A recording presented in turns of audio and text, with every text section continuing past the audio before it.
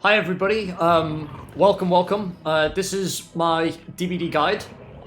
This is going to be covering the very basics, so if you've never played Dead by Daylight before, if you're new, if you've played a little bit but you're not really sure about all of the mechanics in the game, we're going to go through, we're going to describe everything there is to see on this main menu. We're going to go through just all of the mechanics that there are, and so by the end of it you should be up to speed with the basics of everything that the game has to offer. Which, if you're downloading the game, as of right now, as of this video being live, the game is free to play until... I'll have down below when the free period ends, and the game's also 60% off, so if you want to pick it up, now is probably one of the best times to do it. So I'd also just like to point out this is a very, very basic guide. If you've played Dead by Daylight even a little bit before, this is probably not going to apply to you. But in the future, I'm going to have a series of guides. I'm going to have a basic survivor guide as well, which is going to be catered towards people who haven't played very much, if any, of either role, survivor and killer. And I'm thinking about making some advanced guides as well. Let me know in the comments if that's something you want to see about more like in-depth per killer, more in-depth, going through all of the maps, how to run killers through all of the different tiles of survivor, stuff like that. If that's something you want to see in the comments down below, let me know. Other than that, I'd also just like to quickly point out this has all been recorded live on my Twitch channel at twitch.tv/Jackd44. The link is down below in the description. If you'd like to come in whenever I'm live, me and all of my community members in chat are quite knowledgeable in the game, and we can help you out with any questions that you might have. So feel free to swing by whenever I'm live, or alternatively, I also have a Discord, which will be down below in the description, and you can come in, you can come and ask some questions. If I'm around, and I'll always be there to give you any advice on questions that you might need answers to. And members of the community, some of them are also very knowledgeable in the game too, so they might also be able to help you out. So feel free to stop by on the streams, or jump in the Discord, or do both, whatever floats your boat. And yeah, when you boot up the game for the first time, you'll see there'll be a number of things will enter your screen. The very first thing you'll see will be this really loud cinematic, which will change depending on the DLC that has recently dropped. After that, you'll be booted into the main menu, which will look something like this. Your main menu will look slightly different depending on... So every DLC, which is about roughly every 3 months, the background scene of the game will change, and the character that is over here on the side, which for me is the Demogorgon, will change. It'll be different for you. If you've never played before, your first character will most likely be a character called the Trapper that you'll see, but it's not very important which character you see on the menu. And the background, as I said, is just a seasonal thing. It cycles through with every season, so it feels like slightly different. Your game's not broken. Don't worry about it. It's fine, okay? One of the first things you'll see after you boot into the menu, you'll probably be greeted with a screen that looks something like this, which is your daily rituals screen, which is essentially daily missions that you'll have. You'll get up to 3. You'll be given 1 per day. You can have up to 3 at any given time, and they're basically just objectives that you'll get with either a killer or a survivor, only out of the killers that you own, but we'll get more into that in a little bit, so don't worry too much about that right now. And so, for example, one that you might have, which is in the center of the screen here, is the Rite of Jaws, which is a challenge for the Trapper, who is a character that everybody will start with. This might be a challenge that you may see, but they're random every day for every person. Everybody gets different ones every day, and which ones you get are dependent on what characters you have unlocked. Once you have 3, or even before you have 3, once per day you can discard a daily challenge, which means you get rid of it, and you get a new one in its place immediately. So say, for example, I didn't want to do this one, which is to chase survivors with the Doctor. I can get rid of it, and immediately I'll be given a new challenge. This time, this challenge is for Survivor, so the 3 that I had previously were actually all killer challenges. This one is now a Survivor challenge, which is to escape and collect a new item. You'll also notice that each challenge gives a varying amount of these red triangles. We'll get into them later. They're the main currency of the game. But we'll get into that in a little bit, so don't worry too much about it. But yeah, so every challenge you complete will give you a small reward. You can track your progress, see how many of, so for this one I have to hit 5 survivors, so I can track how many survivors I've hit. Your progress saves between games as well, so if you hit, if I caught 2 survivors in a bird trap in one match and I caught 1 in the second one, that counts as all 3 and the challenge will be completed and I get my reward. You'll also see a news segment will appear when you open up the game. This will be different depending on when you play the game for the first time. If you played the game at the same time this video is recorded, this will probably be the one that you see at the top. The devs will frequently update the game with little pieces of news that come in. So the new DLC had dropped today, as of recording this video, actually, if you can believe that. So that is at the top of the news feed. But if you go down, you can see they've released costumes as well. When they release new costumes and sets of cosmetics, which again we'll get into in a little bit, so don't be too worried about that right now. They released patch notes, and all of these messages and things are just all about content that's coming out in the game. So, you know, you can keep an eye on it, or feel free not to keep an eye on it. If you're playing for the first time, it probably doesn't really matter too much. This is something more for people who kind of know the game a little bit already. So, the first button that we have on the menu is the Help and Tutorials button. This is ideal if you're playing for the first time especially, this is definitely what you're going to want to click first. From memory, I believe the game will prompt you to go here first anyway. So we'll click it, we'll open it up, see what's in here. And so it comes up with a nice little screen, which you might not be able to see all the way to the side here, but you'll get tutorials at the top, which is how to play Survivor and how to play Killer. There's also a manual, which will tell you about the game itself, which will go over the basics. It'll tell you how the game is played, what each side's objectives are. And there's also small guides for each side. So we can click this for an example, and it will tell you, you know, it's all about little things about the game. And, you know, it's things that you can read through in your own time. I'll try and go over basically everything that's in here anyway.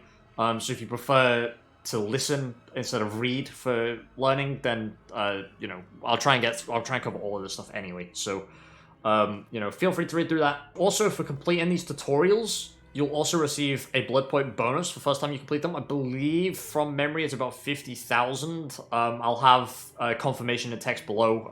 I'll do my research in edit.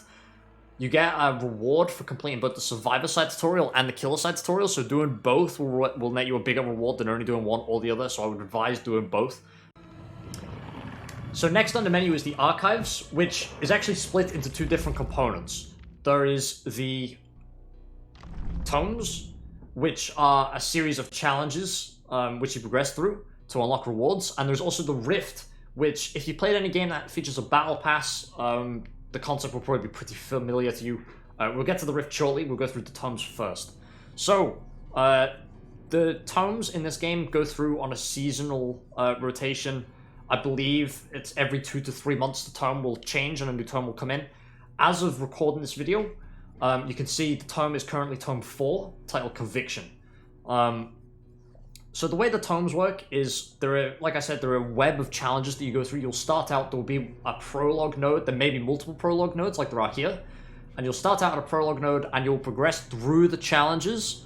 And so like this challenge here that I completed was to be chased by the killer for a total of 100, for 60 seconds, which I completed. And these will carry through across games, so if I get chased by the killer for 30 seconds in one game and 30 in the next, then I'll complete my challenge on the second game. There's this, which is to fully deplete 2 medkits. You get the idea. It's so on and so forth. The Survivor challenges, and there's also Killer challenges, so you get to choose kind of how you want to approach and tackle the Rift. And for completing every node, you'll also gain rewards. You'll gain more of those red triangles, which are called blood points, which again we'll get to in a little bit. Just at the end of this segment, I'll go over what all of the different types of currencies do. So stay tuned for that. And you'll also gain those blue glowy ones, which we'll get into once we get to the Rift. They're called Rift Fragments.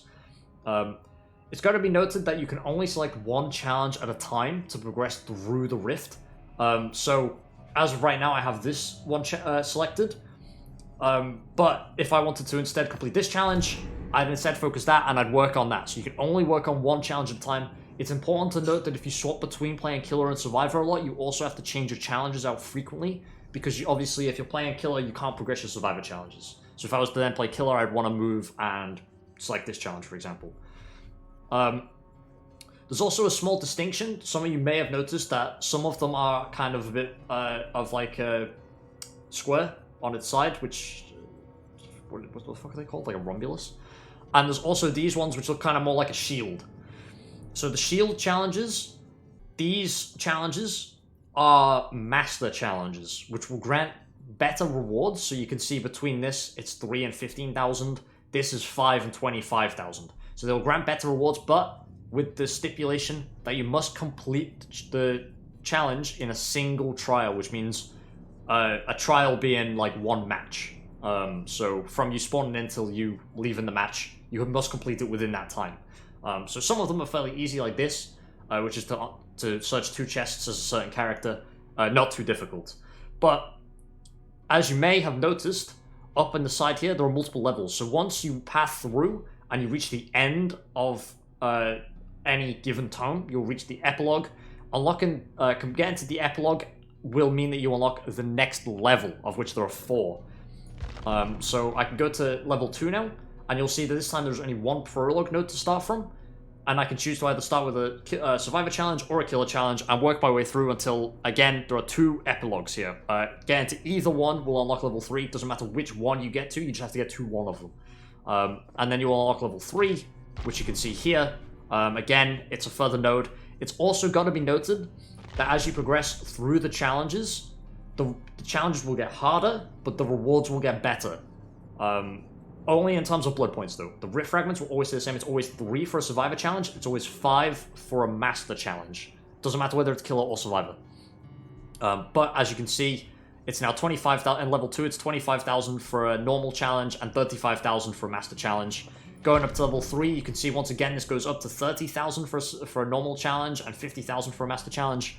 And once again, it goes up at level 4. But, again, as at the time of recording this, the current tome doesn't have too long left. It will start off with level 1 being unlocked, and you can progress through level 1. Then you go to level 2, which is unlocked about 2 weeks after level 1 is unlocked.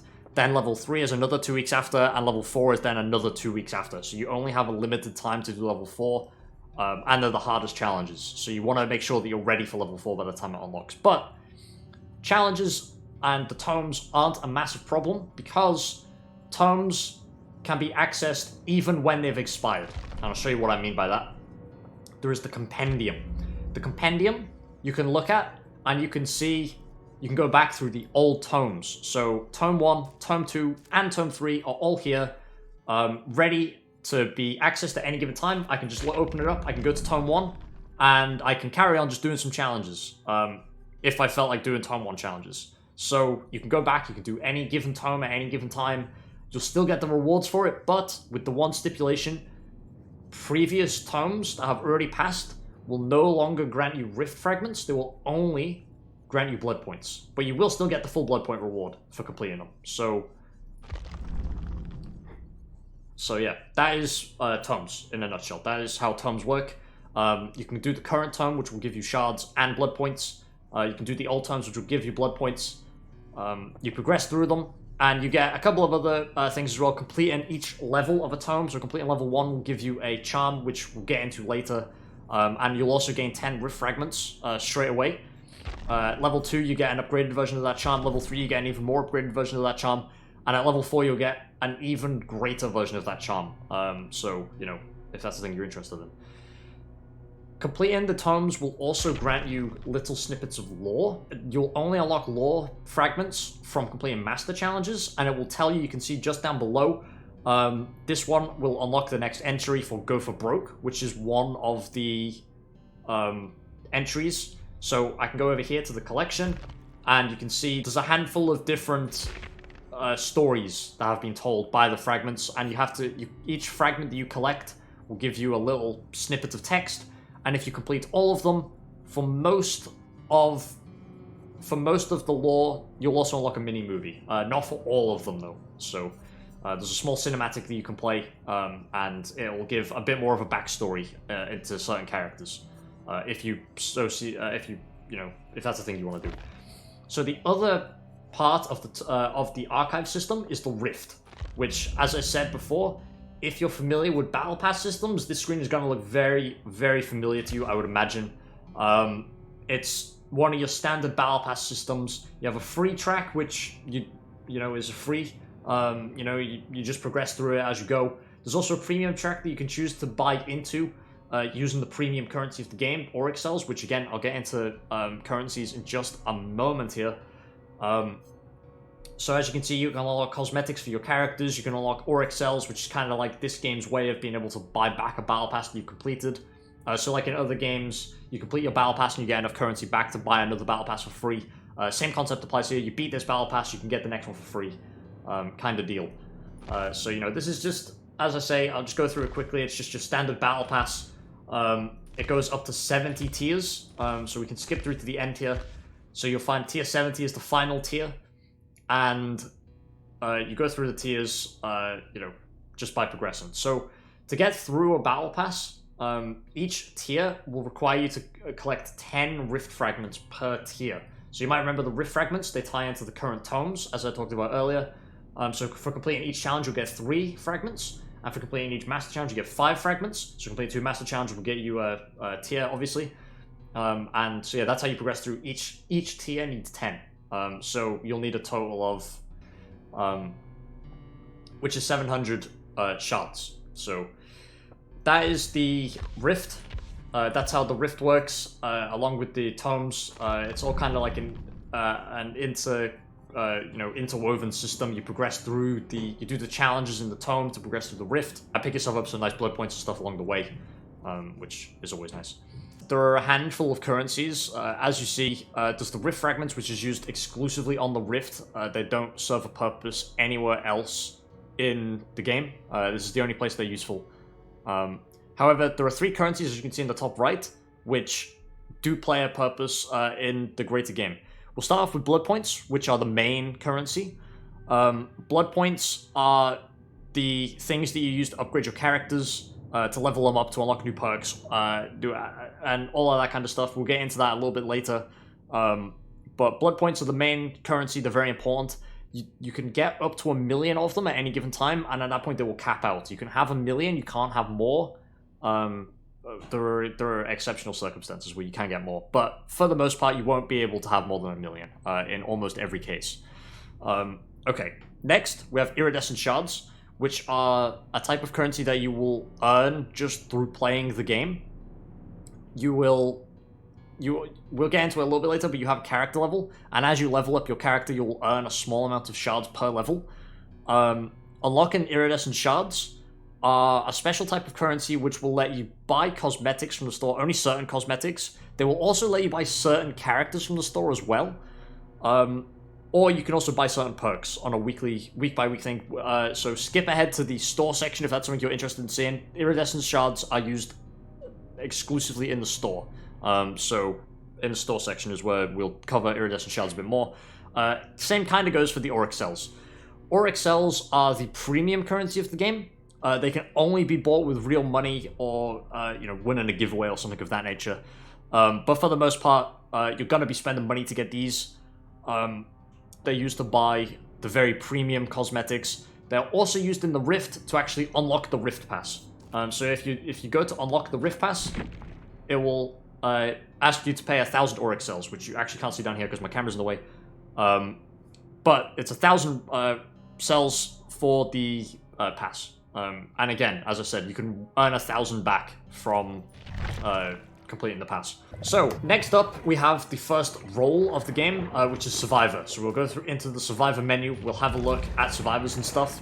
As you can see here, I've got beautiful Steve Harrington from Stranger Things, for anybody who's watched Stranger Things before. So, at first, this might look very confusing to you, there's a lot of buttons and stuff. Don't worry, we'll break it down button by button, and we'll show everything off. It's nothing to worry about, okay? It's all... You're in good hands, don't worry. So first and foremost, before we even get into any of the buttons, I'll show off the stuff up here first. So this is my rank. Rank is used kind of like a matchmaking kind of thing. If you play well in a match, you'll get what's called pips, which you can see in the progress bar there, there's little pips. and you fill in, so like you can get a pip or sometimes even 2 pips if you play really well in a game, and you can also occasionally lose a pip if you play poorly. Getting enough pips will progress you to the next tier. It goes up, it starts at tier 1, rank 1 is the highest rank you can get, and rank 20 is the lowest rank you can get. If you're playing for the first time, you'll definitely be at rank 20. Next up you have your player level, which is earned purely through playing. There's very, very little you can do to influence how much XP you get. I believe the ratio is somewhere along every second you spend in a match is 1 point of XP up to 10 minutes. I could be wrong on that. I'll fact check it for the edit. You guys will know for sure. I'll have it down below me or up in my face or something. Maybe just up on the entire screen, like the ratio, the proper ratio for XP. But for the most part, it's generally just the measure of how much you play. As you can see right now, I'm at level 23, Devotion 1, which you can see slightly below that. Devotion 1 is, for all intents and purposes, a prestige. You hit level 100, you go back to level 1, you're now at Devotion 1. Is how it works. It's quite a simple system. It's automatic. You don't have to do anything. It's a prestige system. Again, you have all of your currencies up here, except of course Rift Shards, as I said, because Rift Shards don't count anywhere else in the game. You can see your blood points, your iridescent shards, and your auric cells at a glance. And you can also see that my Steve is level 50, and this little icon here means Prestige 3, so I'll get into that a little bit. Once we get into the Bloodweb, I'll go into that in a little bit more detail, but my Steve is level 50, Prestige 3, which is something that you'll want to keep in mind for the time being. There's also a button over here, which will bring up the archives in a fast, convenient manner, so you don't have to back all the way out to the menu every time, and back all the way back in just to change the challenge. You can, straight from here, you can go straight into selecting a challenge. You can see your current challenge, and one thing that I didn't mention before is that you'll also gain a Rift Fragment for every 800 XP you have, which is, about 12 minutes of game time there or thereabouts. Will earn you 1 Rift Fragment, again, of which you need 10 to progress a tier. So you have to get 8,000 XP to progress 1 tier, if that makes any sense. Down in the corner, there's also a chat box where you can chat to your friends if you've invited your friends, which you can do by clicking these plus icons here. You can invite your friends into your lobby to play with you. You can play up to 3 other friends, you and 3 other friends in the game. You can speak on Discord or Zoom or whatever your voice call preference is. You can have a chat and you can, describe what's going on in the match. You can play together. It's good fun. It's a good fun time. I would highly recommend playing with some friends if you're playing Survivor. Some people see it as cheating. I see it as a really fun way to enjoy the game. So, that's a thing that you can do. So, next up, we'll go into the buttons. For survivors, you can see a list of survivors. This is every survivor in the game as of right now. It starts all the way from up here. And each character, as you can see, every character has their own individual level. Now, characters for survivors are mainly just skins, for the most part. They do come with their own unique perks, which again, I'll get into in just a little bit here. They come with their own unique perks, but the perks can be transferred across, and any character can have any perk.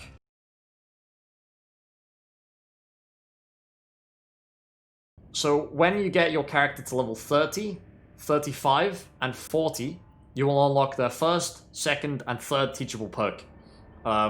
Once you unlock a teachable perk, it will then randomly appear in the Bloodwebs of all other characters. At the end of the day, it's essentially just a skin. Every character can do everything else that every other survivor can do. Like, all survivors can do all the same things. So, at the end of the day, pick whichever one you like to look up the best, and level that one up first. And that would be my advice anyway. If there's some perks that you want first, level up for perks first. It's entirely up to you which way you go. Again, I'll talk about that in a little bit here. But at the end of the day, my advice would be, if you're starting out for the first time, I'd say look at which one looks the nicest, look at which one looks the coolest, which one would you want to play as, and pick that character and play him. Because again, there's very small difference between each character, being that they come with different perks at the start. And that's it. That's basically the only difference they have. It's got to be noted, though, your Survivor screen will look different to this because I have all of the DLCs unlocked in this game. To start out with, you'll have Dwight Fairfield unlocked, you'll have Meg Thomas unlocked, you will have Claudette Morell unlocked, you'll have Jake Park unlocked, and you'll also have Nia Carlson unlocked. You may also have Bill from Left 4 Dead. I believe you will. And I believe you'll also have David King. but I'll have to go through in post, and I'll let you guys know in post after I'm editing this. Again, we're recording this live. I'll let you guys know in post whether you do actually start with these or not. I'm fairly certain that you start with these characters, though. And the rest are all DLC characters. As I was saying before, I'll get into it again a bit later, but some of them can be unlocked with the iridescent shards, some of them cannot. So an example of this, Laurie Strode cannot. She's a licensed character. Again, we'll get into this a little bit later, but most of the characters you see here can also be unlocked just through playing the game. There are a handful that can't, though. So we'll get into that a bit later when we get into the store section. But yeah, so for the most part, Survivors of Skins, pick the one that you think looks the best and go from there. Next up, we have the loadouts. So every Survivor loadout screen is going to look the same. You start with, or you can bring into each match an item, which will go up here, as you can see. I have a handful of items on my Steve character. Each item can also take 2 little augments on it as well, called add-ons, which enhance or change the way the item works. And you can also bring an offering. Along with that, you can also have up to 4 perks selected. So we'll get into that in just a second once we get into the Bloodweb, which is just here. But to start off with, so in DBD you have a couple of different classes of items. There's a handful. You have medkits, which will let you heal yourself or heal others at an increased healing speed. You have toolboxes, which can either be used to repair generators faster, which is your primary objective, or to break hooks, which can sabotage the killer's attempts to eliminate characters from the game, meaning you. So it can be something important that you can do. You can also bring in lights, which can be used to blind the killer, and if the killer's carrying someone on their shoulder, you can blind the killer and they will drop the person they're carrying, saving a friend. You can also bring a key, which, very difficult to use, but if used right, will let you escape the match earlier than you would otherwise be able to. And you can also bring a map, which will let you see more things. Again, I'll get into these items better in my proper Survivor Guide video, but that's a base overview of what all the items do. I'll get into the add-ons a bit better there as well. So stay tuned for the Survivor video that will be coming out sometime soon. I'm not sure entirely when, but sometime soon. So keep your eye out for that. I'll go through all of the items, I'll go through all of the add-ons, and I'll tell you what's good, what's not very good, what you definitely shouldn't bring, of which I don't really think there's very much for items, but, There's also offerings, which again, we'll get into a bit more. Offerings are generally the same between Killer and Survivor. There's a handful of variations between the two, but for the most part, they're the same. They're in a couple of rarities, so if you haven't figured out yet, there's a couple of rarities in the game based on the background of things. This golden one being event things, which is limited time. You've got purple, which are really good items. You've got green, which are quite good. You've got yellow, which is okay. And you've got brown, which is poor quality. Or rarity, I suppose I should say. Again, we'll go into offerings a bit more in a specific Survivor video. But offerings as a whole are something that at the start of a match, everybody who's brought an offering will bring theirs. It'll be used up, it's gone. Once you use it, it's gone. And they'll slightly augment how the match goes. So very basic ones can change how many blood points you earn for doing certain things. There's ones like the coins, which will make more chests appear in the match. There's ones where you can make it so you start with another player. You can have ones which will send you to a certain map, which again we'll get into a little more at some other point in the future. And you can also, the highest tier ones, you can bring a white ward, which will protect your items and add-ons. You can bring something which increases your luck. You can have people start all together, and a cake, which brings you lots of blood points, but that's an event thing. So yeah, that's offerings. Add-ons, I'll quickly go back over. So add-ons, the way add-ons work is you bring the item into the match with you. An item will have a limited number of uses, which you can see. It'll have a small little bar that will deplete as you use the item.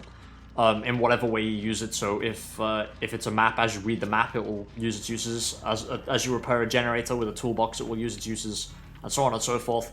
Once it reaches 0, you won't lose the item, but the item will no longer be able to function. Add-ons work slightly different to this.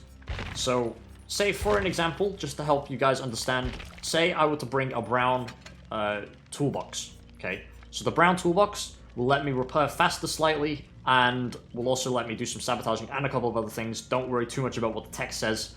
Toolboxes let you repair faster for a limited time as you use them. Now, toolboxes have their own set of add-ons, okay?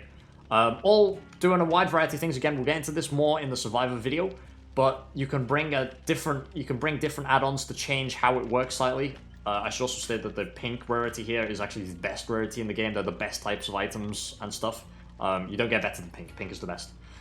And so when you bring an item into the game, if you escape the trial alive, if you actually manage to leave alive, you will keep the item, you will not keep the add-ons. There is one exception to this rule, but again, we'll get into it in the Survivor video, and I'll explain more of these niche situations a bit better. Add-ons, you will almost always lose when you bring them in, regardless of if you escape with the item or not. Items, regardless of if you use all of their charges or not, you will always escape with it. Escaping with an item will refill its charges as if it's brand new. So always escape with an item if you can. It's not a massive problem if you don't, though. So don't worry about it a whole lot. You can also scavenge items, being that you can loot a chest for an item, or if somebody else dies with an item, you can pick it up, and you can escape with their item, and it's now your item. So that is a thing you can also do. You can loot other people's items. Okay, so next up, we have the Bloodweb. The Bloodweb is the main progression in the game. And I'll tell you what, actually, for demonstration purposes, this is what a level 50 tier 3 Bloodweb looks like. It's very complicated and convoluted. Don't worry about it too much. We're going to go to a level 1 character to show you what it looks like when we start. And who's a better pick than Jeff Johansson? Jeff Johansson, welcome, friend. We're going to use your very, very low-level Bloodweb to explain the Bloodweb mechanics. So when you click the Bloodweb for the first time on any character, you get this screen. It'll show you that you're level 1.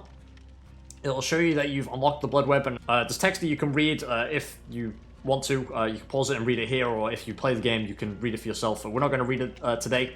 We're going to skip straight through. And so a Bloodweb here, this is a level 1 Bloodweb. As you can see, the difference between a level 1 Bloodweb and a level 50 Bloodweb is very, very different. You'll start off typically with only a couple of brown and yellow quality items in your very first Bloodweb. That being like a couple of items. So items, offerings, add-ons, and perks can all spawn in the Bloodweb. And it's completely random which ones will spawn depending on what you have unlocked, and there's a variety of other factors. So for example, if I want to buy this camping aid kit for Jeff, I'll hold down my left click on it, and it'll cost 3,000 blood points. As you can see up here, I have 915,000. Holding down click, we'll spend 3,000, and now I have the item for Jeff. Similarly, I could also buy this blueprint. It's another 3,000. I can buy this for 4,000, and we can buy this for another 4,000. So this is a perk. Perks, as I said, like specific perks, we're not going to go over in this video. But overall, you can see here we can buy this perk.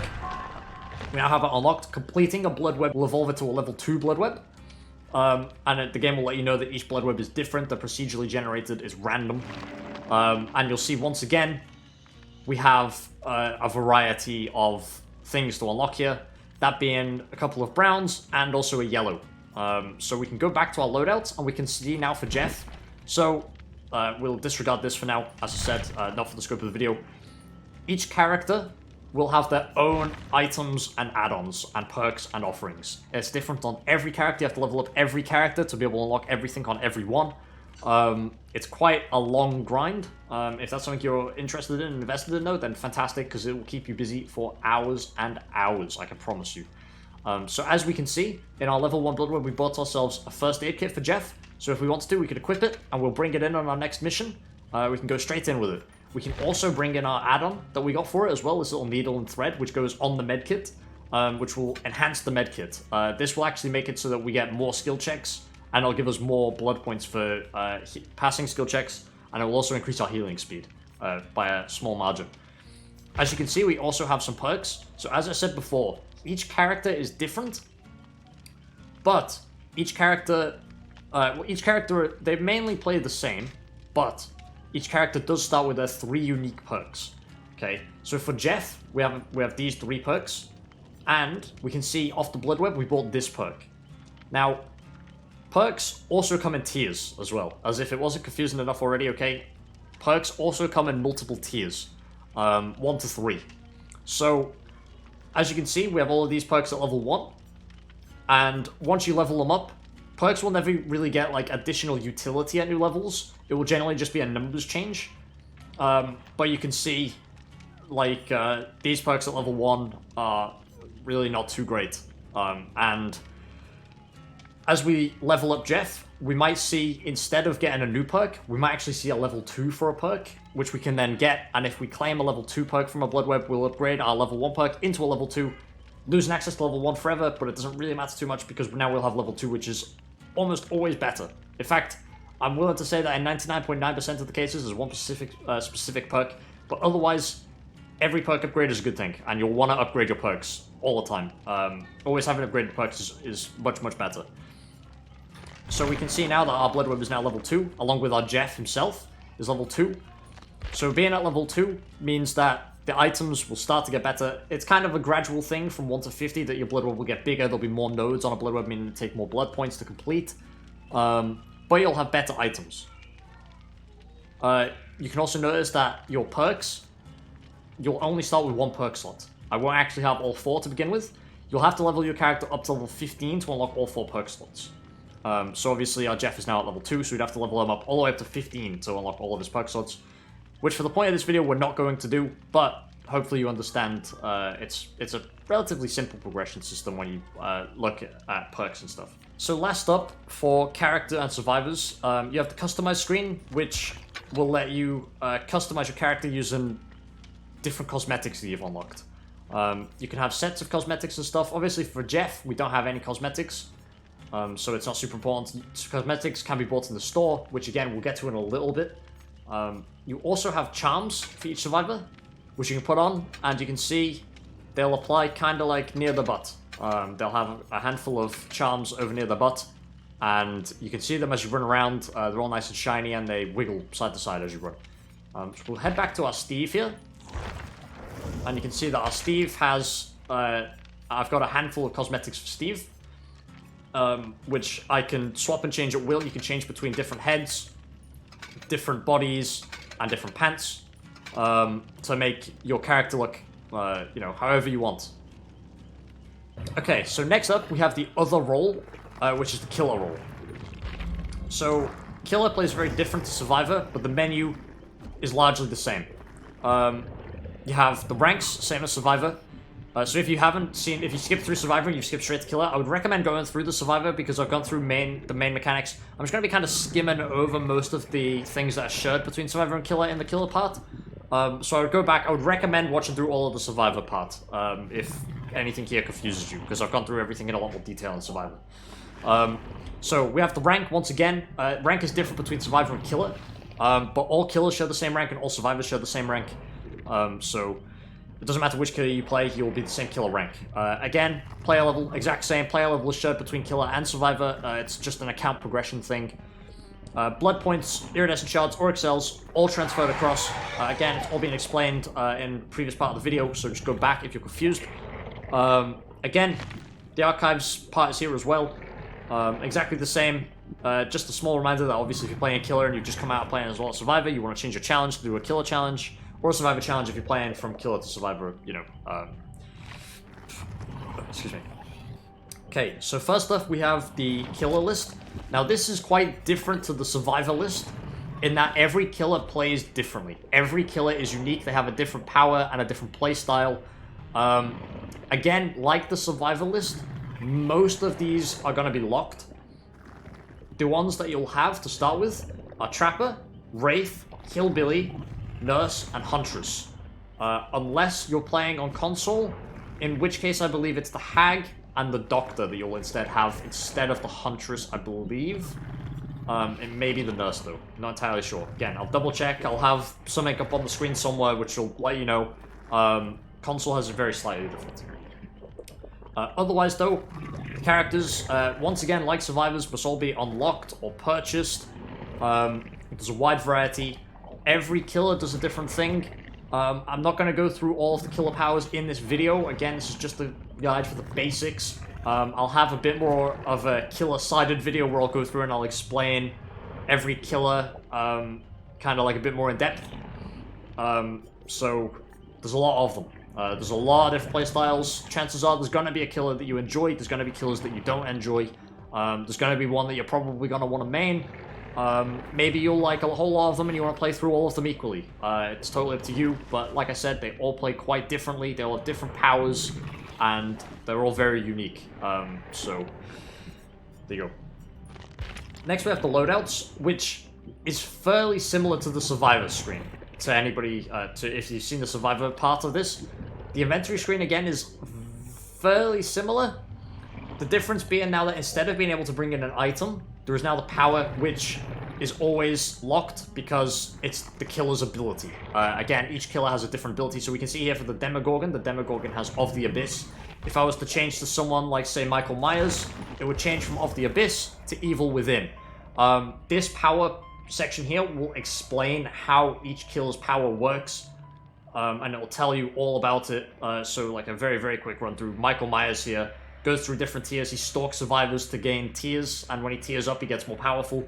The Demogorgon plays completely different, in that the Demogorgon places down portals on the ground which it can travel between, and it becomes silent after it emerges from a portal for a short period of time. You can also do a shred lunge attack, just to give you a little idea. And then another example of a completely different unique killer is the Nurse, who can teleport, and do teleporting lunge attacks. She can teleport through walls, she can teleport pretty decent ranges, and she plays very different. You've got the Huntress, who throws hatchets, and you've got Freddy, who can teleport between generators and make survivors fall asleep. And as a last example, you've got the Deathslinger, who shoots a gun and reels survivors in with like a gun that shoots a harpoon.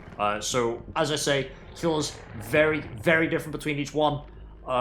It's up to you to find which ones you really, really like and really want to play.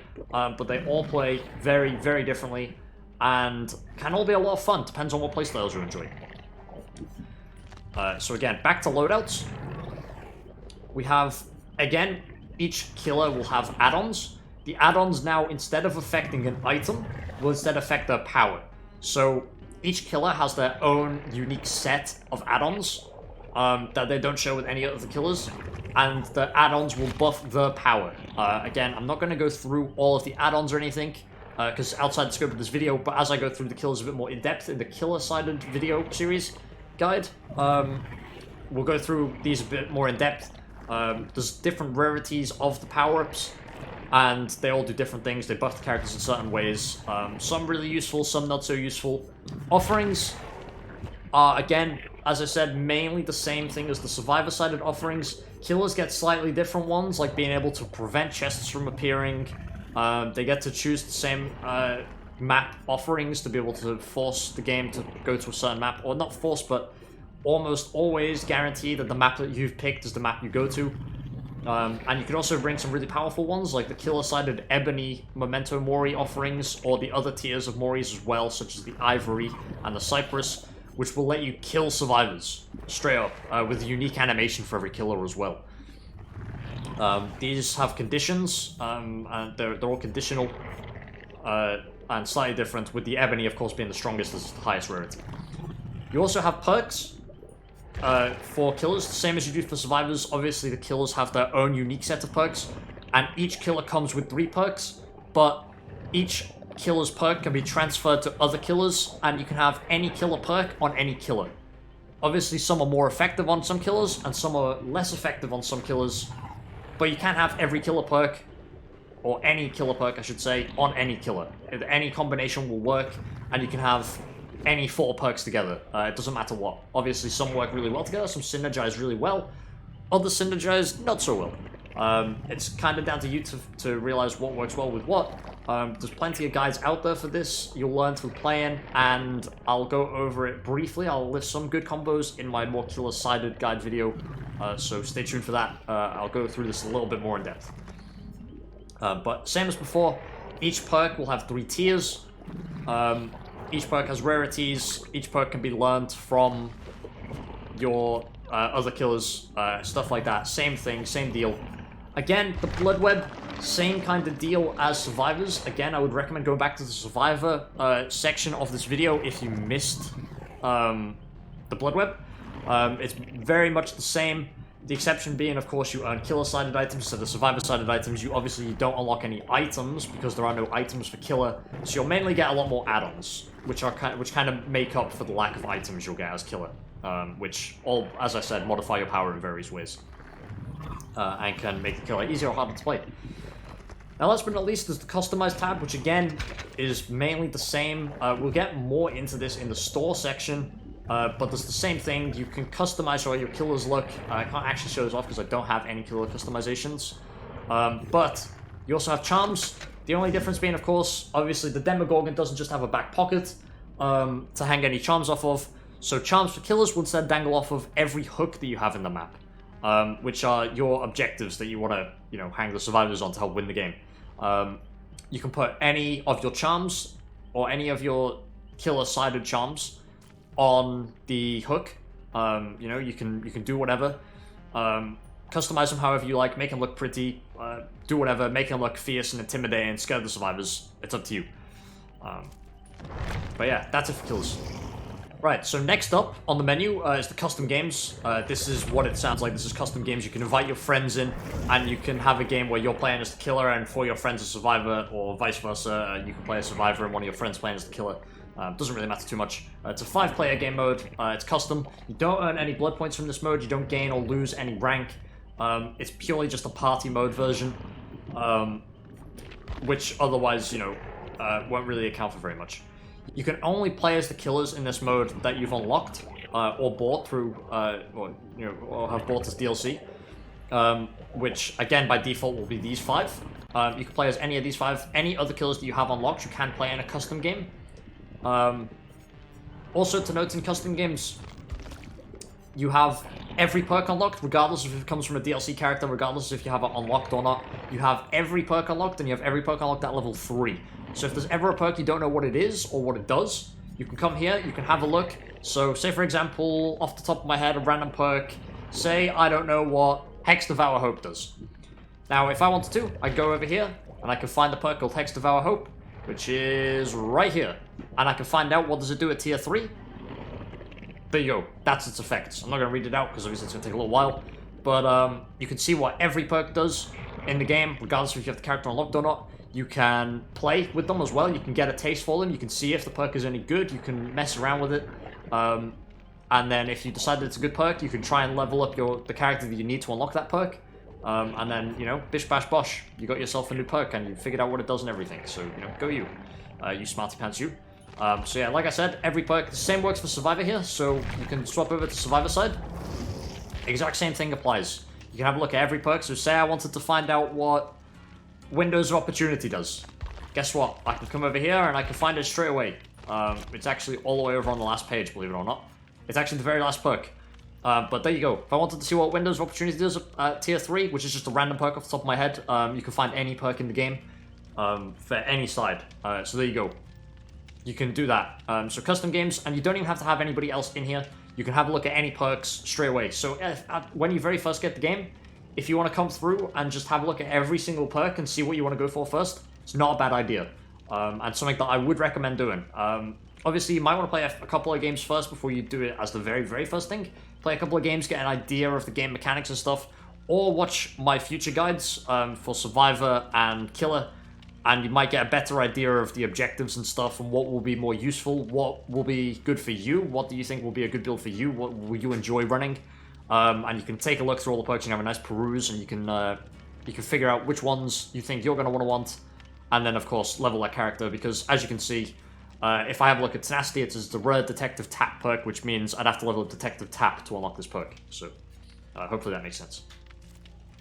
Can also play as a spectator in custom games, as a final note, if you want to, for whatever reason. You can spectate your friends, and then you can, so if you have 6 friends, you can cycle one out, one can spectate, and spectate through all the other people, but, it's totally up to you. Just a little note I thought I'd throw. So the last button on the menu is for the store. The store is where you can come and buy all of your cosmetic needs. You can buy basically everything that you want in terms of customization. As you can see, obviously, the new characters have just come out, and they have a whole lot of customizations that you can buy here. So to get more into the store, so this is just the featured page where it'll show you what's new or what's popping. There's also the redeem code section here, which if you ever are aware of the fact that there's a code that you can redeem for extra blood points, this will be where you go to redeem it.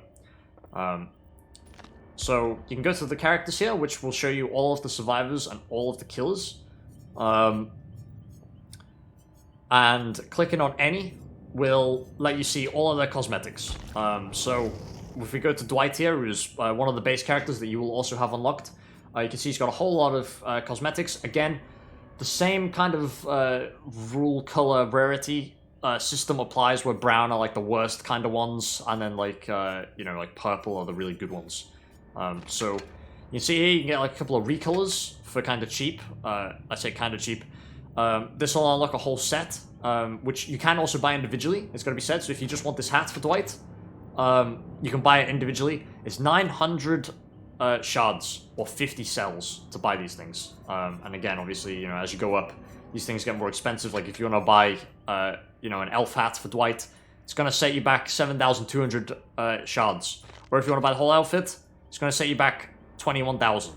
So, it's quite expensive to be saving up all of these auric cells for cosmetics, but if that's the thing you want to do, the means are absolutely there. Similarly, you can also buy characters. I can't show this off, unfortunately. Maybe I'll be able to find a screenshot or something that I'll be able to show it off a bit easier. But you can also buy characters for shards, and I believe 9,000 shards for every character that isn't licensed. What I mean by that is every character that doesn't come from a series, you can buy with shards. So every game unique character, which for this will include Ace, includes Feng, includes Kate, includes Adam, Jeff, Jane, Yui, and Zarina, and Felix. Some of them, like Cheryl, is from Silent Hill, so she doesn't count. Steve Harrington and Nancy Wheeler are both from Stranger Things, so they don't count. You have to buy them with real money. Ash is also licensed, so you must buy Ash with real currency. So on and so forth. Same goes for killers. Killers can also be bought. You can't buy the Shape, he's licensed. The Hag and the Doctor are fine. You can't buy the Cannibal, or the Nightmare, or the Pig. You can't buy the Ghostface. You can't buy the Demogorgon. You can't buy the Executioner. These are all licensed killers, and you must either purchase them with auric cells. Again, I'll have up on the screen somewhere how many auric cells it is to buy a licensed character. I'm not entirely sure. You can buy them, or you can buy them outright through a Steam storefront or on a console storefront of whatever console it is you hail from. Auric cells. This is where you buy auric cells. The currency here is going to be different depending on where you come from. I live in Australia, so I see it in Australian dollars. It'll be most likely cheaper for you, but it, again, depends on where you live. You just have to open up the screen to see how many dollars it's going to cost you for a pack of auric cells. But yeah, there you go. You can start off with the smallest, or you can get a bonus, and you get bonus shards for the money, which is like better value also. Last but not least in the store is the Shrine of Secrets. The Shrine of Secrets is a mechanic where if you want a certain perk, but you don't want to have to level up a character to a high level just to unlock their perk, then you can buy it here. So this also changes on a week by week. The shrine is the same for everybody, and it resets weekly at the same time for everybody. So as you can see at the time of recording this, the shrine reset today. So it won't reset for another 7 days. There's a clown perk in there. There's an ash perk in there. So it's also got to be stated, I need to state this as well, you can get perks from DLC characters in the Shrine of Secrets without having to have the DLC. If you unlock somebody's perk from the Shrine of Secrets, you will have that perk regardless of if you actually own that character or not. So as it's random, it can take a long time to get a certain perk, but you don't have to buy the character to get the perk. You can wait for the Shrine of Secrets, and you can get it from the shrine if that's the thing you want to do. So there's also a Legion perk here, and there's also a Feng perk here. This is also good to show off. If there's a perk in the shrine that you already own, you can instead buy it, and you'll receive 150,000 blood points. Obviously, at a very base level, this isn't going to be super important knowledge for you guys, because you're going to be starting out with no perks unlocked as teachables anyway. But, if you already have your Feng Min level to level 30, then you can buy this. That is everything from the store. So there you go. And with that, actually, finishing up the store means that's everything there is to talk about for Dead by Daylight. That's all of the basics. That's everything that I'm covering today in this basic guide. As I said at the start of the video, we're gonna try and I'm gonna try and make a couple of, or a survivor guide going over a bit more of the basics, but a survivor-sided one, and then a killer one going over some of the killer basics. Be on the lookout for these videos. I'm not entirely sure when they're gonna be out, but they should be out within the near-ish future, hopefully. So keep an eye out for them. And I'd just like to say on stream, massive shout out to everybody who's been here. Again, this was recorded live on my Twitch channel at twitch.tv/Jackd44. Feel free to stop by. But yeah, other than that, thank you for stopping by on the video. I hopefully this helped you. Hopefully this has been a useful guide and you've learned something new. And yeah, enjoy Dead by Daylight. It's a good game. You can get thousands of hours in this game. Highly recommended. The devs are good. They've been keeping the game up to date for a long time. They've been keeping it fresh, and they have shown that they're only looking to move even further, better, forward, and stronger, and faster and harder into the future. That's a cohesive. But yeah, thank you for watching. See you in the Survivor of the Killers guides, or both, if you want to look at both. But yeah, until then, I'll see you later. Thanks for watching. Bye!